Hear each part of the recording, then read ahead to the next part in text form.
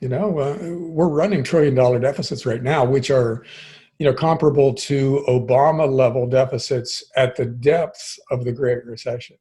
Yeah. And we're getting away with it. So if we can get away with that, who knows what we can get away with?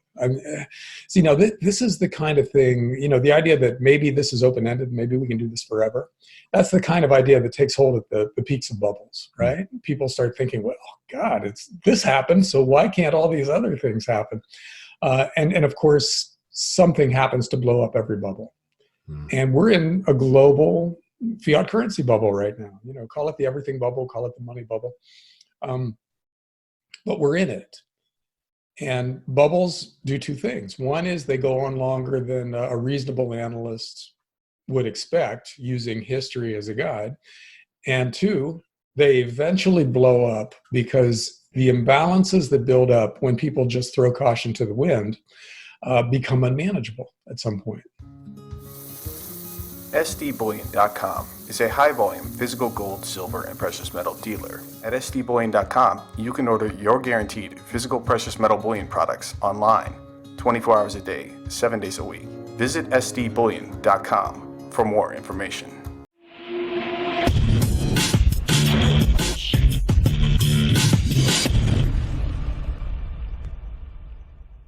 Welcome back to this Silver Doctors exclusive. Today, excited to have returning guests, Mr. John Rubino, the author and creator of thedollarcollapse.com, as well as a famous author as well. And so, John, thanks for taking time to join us here on Silver Doctors. Hey, Mike, good to be back. Well, I'm excited to have you back on the show. And so this is our first get-together of 2020. And so I know last year we ended talking about some of the issues that we faced in 2019. And we were kind of forecasting, looking ahead to what 2020 would entail. So a lot of things have happened. We've had the possibilities of war, or still underway. We have now a health scare. We have a lot of other things. So at this current moment, what are you keeping an eye on? What concerns you? What excites you? What's going on with John Rubino at this point? Well, we resolved some stuff in 2019 because remember in 2018, it looked like the Fed was going to try to tighten and raise interest rates and, suck some money back out of the system after years of dumping huge amounts of new currency into the banking system. And the stock market basically freaked out in December of 2018 and taught the Fed a lesson. We can never tighten. We're going to have easy money for the rest of our life, or for the rest of the existence of this system. We will have low and maybe negative interest rates and huge amounts of money creation and big government deficits. All that stuff is baked into the current cake. So in 2019, we basically went back to that, and all the financial markets responded the way they normally do when money is extremely easy. And so we had record stock prices and record bond prices and pretty much everything else financial going up. Now we've got this, as you said, health scare. We've got this virus that is turning into a pandemic and shutting down a big chunk of China, which you would normally think of as really, really bad news, right? Because China has been the growth engine for the world economy ever since the Great Recession. They've been borrowing huge amounts of money and using that money to buy resources from around the world. And that stimulated a lot of other economies and basically brought the global economy back from the brink. Now China is looking at maybe, no GDP growth in the year ahead. And that's disrupting supply chains all over the world. People who make things in China and then ship them to other markets are now seeing, one or more of the components that they need for whatever they're making not be available, and the assembly plants not be available. And so, iPhones or Tesla cars, it's looking like a lot of companies are going to be affected by this, which you would think would be really bad news. But the markets have learned to look ahead beyond the news to the reaction of the government to the news. And so they're all, everybody's expecting easy money or even easier money going forward. And this might be the thing that pushes the US into negative interest rates finally. And you're seeing, house prices go up in the US and stock prices be at record levels and bond prices also be at record levels, which is somewhat unusual because usually stocks and bonds respond to different things in the world. Bonds are where you hide out if you're nervous. Stocks are where you jump in if you're excited. But in this case, we got both stocks and bonds at record levels, plus real estate, and plus gold and silver going up. And the reason for that is that the markets now interpret all news as good news. If it's good news, so be it. Act like it's good news. And if it's bad news, look ahead to what the Fed is going to do about it, and then reinterpret the news as good news. Now, what this means is that people are borrowing huge amounts of money. They're being encouraged to do so by the central banks of the world. And the debt to GDP, in other words, the leverage of the global financial system, is rising month after month and year after year. And there will come a time when there's so much leverage in the system that it blows up just because it's no longer manageable. When there's so much bad debt that's being created and so many different sectors of an economy are ready to fail because of all the bad debt, the system will fail regardless of what central banks do. But what we've done now is basically make easy money a given everywhere in the world, which shifts the pressure over to the currencies. In other words, you can manipulate markets with newly created currency if you're a central bank as long as you want and in any way that you want, if your currency retains its value. In other words, if we can create a lot of new dollars and send it out there to buy real stuff, people accept those dollars in return for whatever it is they're making and selling, then the Fed has basically unlimited power to manipulate the world. However, when the value of the currency starts to fall, then the Fed loses the power to manipulate markets and it's game over. And so that's kind of the dollarcollapse.com thesis, except it's taking way longer than I thought it would. But, this was always out there, where, a time in which governments and central banks start bailing out everybody in sight with newly created currency, and the supply-demand imbalance becomes so noticeable to the markets that they start dumping the currency, which is to say they use it to buy real stuff. And the value of real stuff, or the price of real stuff, starts to soar, which is the same thing as saying the value of the currency starts to plummet. And then the game ends. So we're creating the conditions for that, but it's taking way longer. I mean, central banks have turned out to be way more powerful institutions for manipulating markets and fooling people into borrowing huge amounts of new money than it seemed conceivable back in, say, 2005. I really thought this would end with the Great Recession, with the financial crash that happened in 2007, 2008. I thought that was the end of the story for fractional reserve banking and fiat currencies. But we, through incredibly easy money, bought ourselves an entire extra decade of just crazy financial speculation and massive government deficits and massive borrowing at every level of every society. So now the question is, if we were able to do this in the last 10 years, just borrow insane amounts of new money, throw it at the markets, and buy ourselves quote unquote normality, lots of people at work, the financial markets behaving as if things are good. Why can't we do that forever? And that's the question that's being asked a lot out there, especially in the political realm in the US. We've got a lot of politicians on both the right and the left saying, in the richest country in the world, there's no reason why we can't. And then, name their favorite big spending program, whether it's defense or healthcare or infrastructure or student loans or bailing out the pension funds. It goes on and on.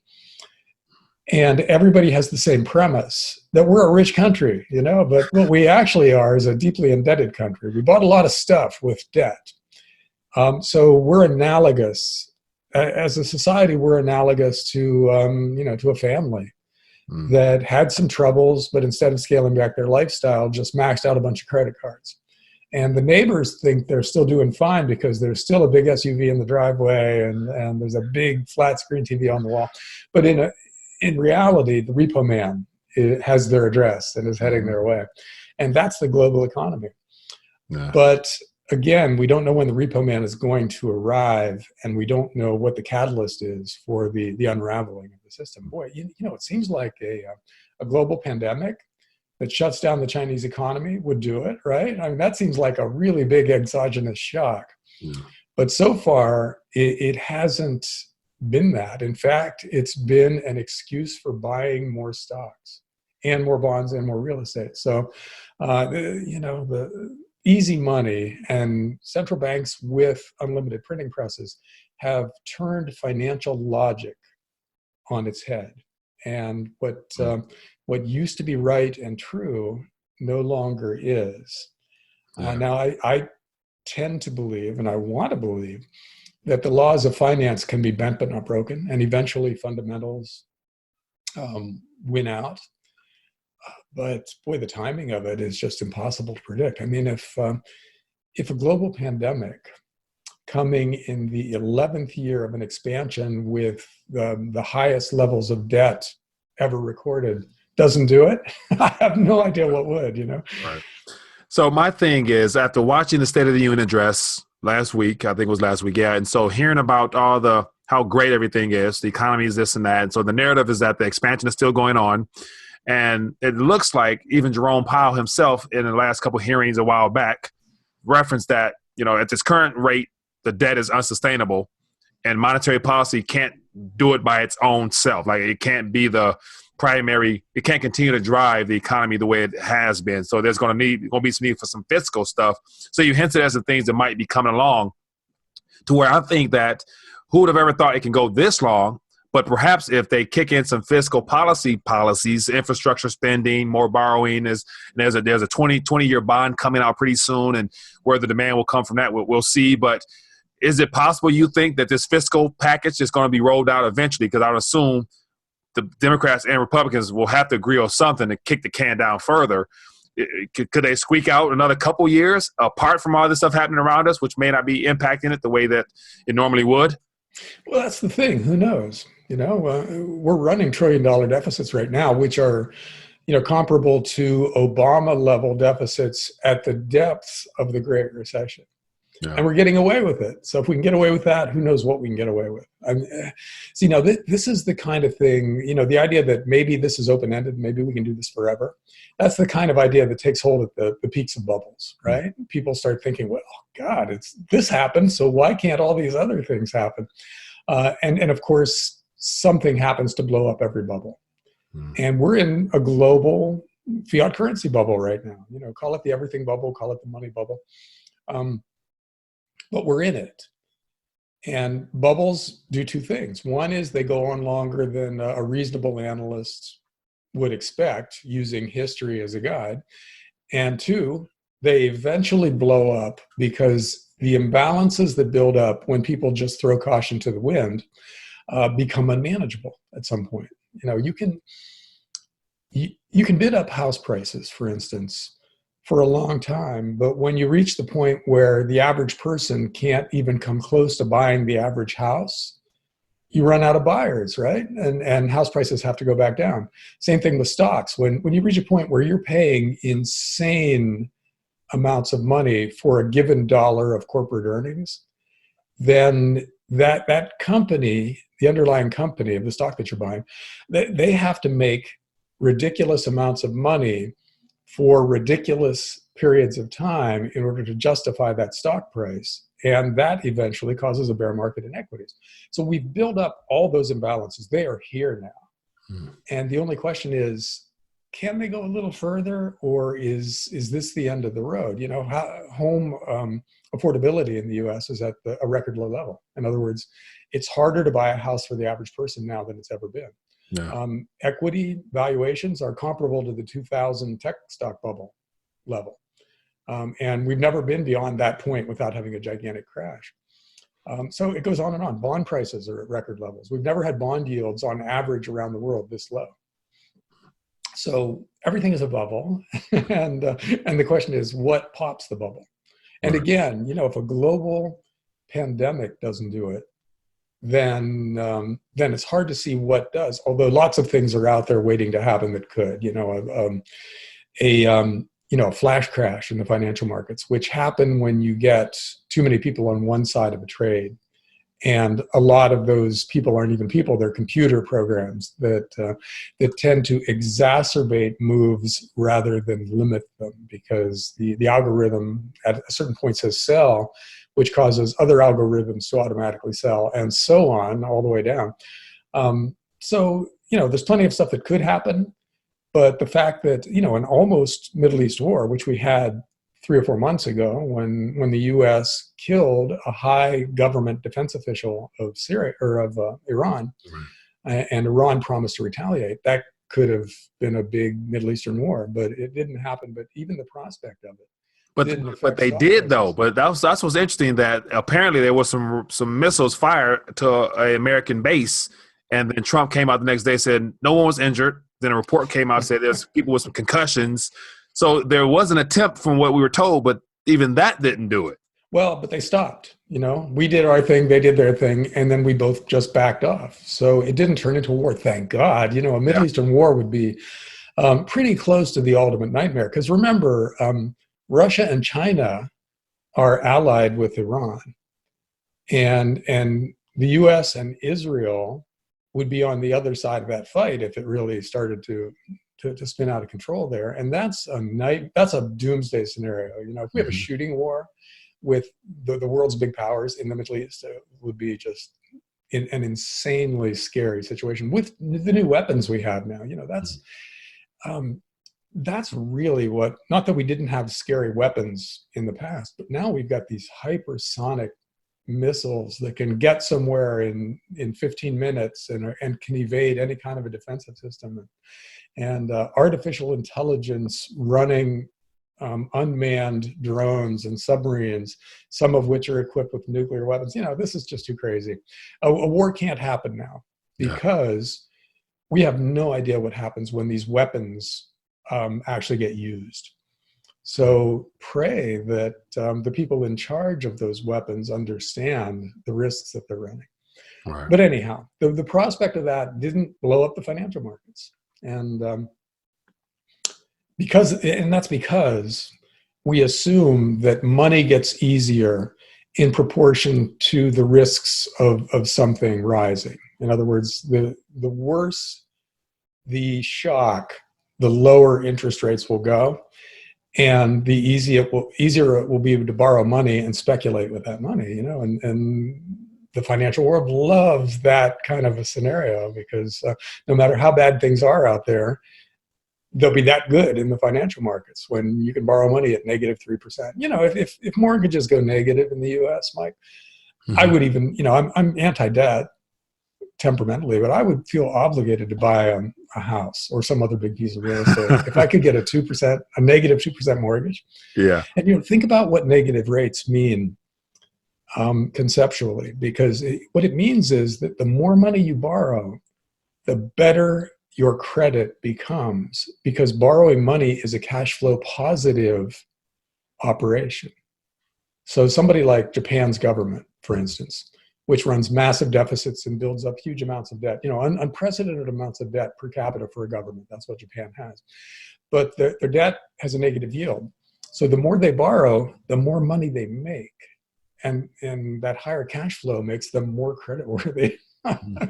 Sounds like a perpetual motion machine when you put it that way, doesn't it? Yeah, it's an upside down monetary reality. That's what it sounds like. It is. It is just something most economists never expected to see, and most regular people never even contemplated, because it makes no intuitive sense. There's no common sense at work now.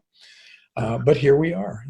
And to get back to precious metals, which is really where all roads lead in this kind of a world, you got to figure that as the realization dawns on people that what we're really doing is destroying our currencies with all of this, massive government deficit spending and negative interest rates and Fed QE, we're making our currencies less and less valuable year after year after year. You would think that people would pour into real assets like farmland and well-chosen rental houses and old forms of money like gold and silver that can't be created by governments as part of an electronic printing press program. So one way to protect yourself from this is to shift out of these currencies that are actively being inflated away by their governments and into stuff that can't be inflated away, and that's gold and silver. And we've in financial history, there have been dozens, if not hundreds, of examples of countries that screwed up their currencies and where gold and silver became extremely valuable relative to those currencies. So that was where you hid out. And it happened in the Roman Empire, it happened in post-revolutionary France, and it happened in Weimar Germany, and so many other countries. Google hyperinflation, list of hyperinflations, Google that, and you'll get this full page of country names with the percentage that their currency depreciated by. And it's just, massive numbers, many countries. It's happened a lot of times in the past. And the difference now is that we're doing it globally. Pretty much everybody, with the exception of Russia, is doing this thing. So what does that mean for history as a guide to currency devaluations and hyperinflations? And I'm not sure whether it makes it a bigger risk or a smaller risk, but it makes it a different risk now because everybody's doing it. I suspect it makes it a bigger risk because you don't have anywhere to hide out nationally. It used to be that, say, Weimar Germany destroys its currency, and you see people just throwing the paper money into the furnace to heat the house.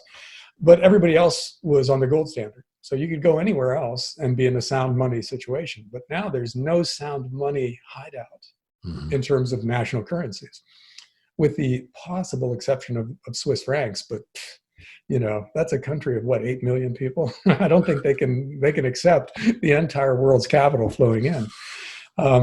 So I suspect that this makes the currency crisis more serious when the time comes.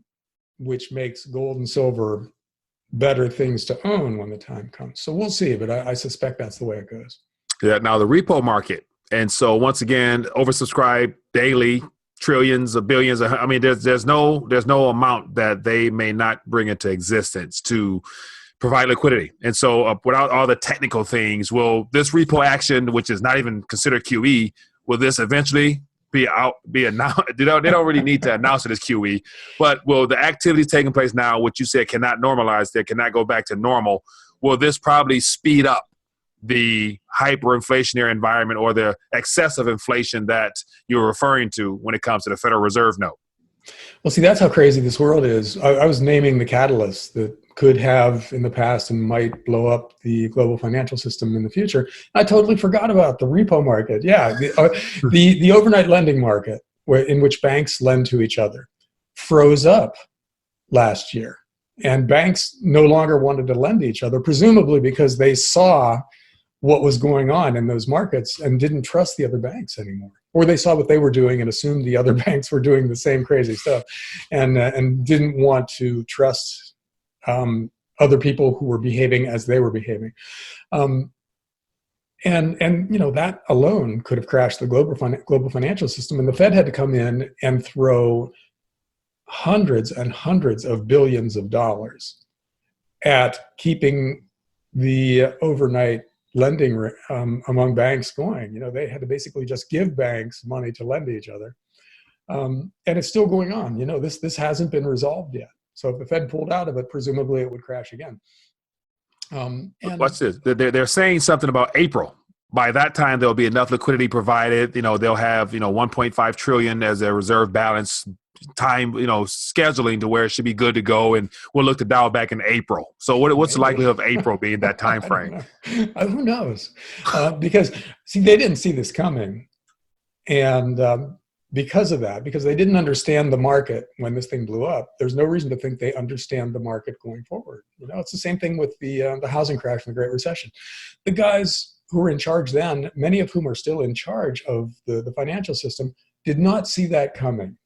They didn't know that these imbalances were building up that were going to cause a crisis, even though they were presiding over those imbalances. So the idea that the current Fed leadership and the current guys running the Treasury Department and Congress have any idea what any of this means is laughable. They don't have the slightest idea what their behavior has led to and what it's going to lead to in the future. They're just trying to get through the week. They're seeing a crisis and going, all right, let's give you guys a lot of money and see if that fixes things. But of course, it doesn't fix things. It just moves the crisis to somewhere else. And there's no end in sight to this because there's no way to get out of this much debt painlessly. You just have a choice of pains, choice of crises, basically. And it can be 1930s style depression in which everybody defaults on their debt and the debt is wiped out that way. It can be a hyperinflation in which the currency falls by some massive amount and debts are easier to pay off because in real terms, in the depreciated currency terms, they're less onerous. That could happen. That's more likely to happen because that's what we're trying for. It doesn't mean we get it, but it means we're actively trying to engineer a depreciating currency. But again, since they don't know what they're doing, there's no reason we should expect to be able to predict the outcome of their actions. We just know it's going to be bad. No. Which is why you hide out in real stuff, because that kind of thing exists separate from the paper financial market, and they can create as many new dollars as they want. They can issue as many new bonds as they want. They can do all that. That's a mouse click for these guys, but they can't create a single new ounce of gold or silver. So you want to be over there because they're screwing up over here. And, there's not a lot more financial advice that you can actually give in this kind of a situation. Just get away, just hide out in things that'll probably hold their value over time. Unless you saw the movie The Big Short and you were inspired by it, and you want to try to bet against this latest bubble and see if you can't be one of those guys who makes life-changing money in 6 months when the system blows up and you've been betting against the system. I had a formative experience at the same time as The Big Short, betting against the housing market. And so I really, I'm like a junkie who wants that high again of seeing something I bet against just crater in value and make me some multiple of what I put into it. But the timing of this is really hard to figure out because, again, if you watch the movie The Big Short, you see that those guys were all too early.